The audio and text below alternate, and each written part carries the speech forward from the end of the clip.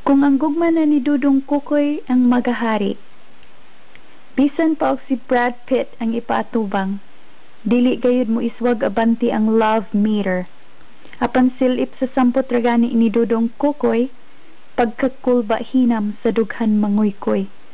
Magkaburit sing man ang nawong, budlat man ang mata, lisngag man ang ilong, nagkahiwi man ang ngipon, gakusmod man ang simod, namyahok man ang aping, gakabutiti man ang tiyan, gakimpi man ang nilakwan, bahalag buhok walay panudlay, bisan pagani walay ligo, ngipon man walay panutbras, kuko walay panghinguko, nagkabaho man ang ilok, gisi man ang pantalon, busluton man ang sinina, nagkalustrid man ang brief, buslot man ang bulsa, wa may sulod ang pitaka, bisan pagani ang ugma, itong pa sa alkitran, dili paghihapon mabangbang ang pagbati ni Badang.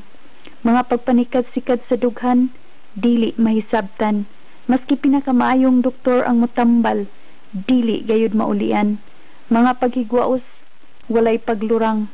Sulaktod nga pagkaistorya, gugma kay makabuang. Susama sa irong buang, kay kung kamo mapaakan, dulot bukog ang sangputanan. Hibaw-i gayud, kung ang gugma ngadto kang Dudong Kukoy na gani ang binuangan, pagbantay mo ni Badang, makig-engkwentro siya gamhanan. Basta lang si Dudong Kukoy dili hilabtan, mura ra ba siya kublan, gakapikig lang ang lawas, huyang pa siya sa saging linghod, mudas-das gyud.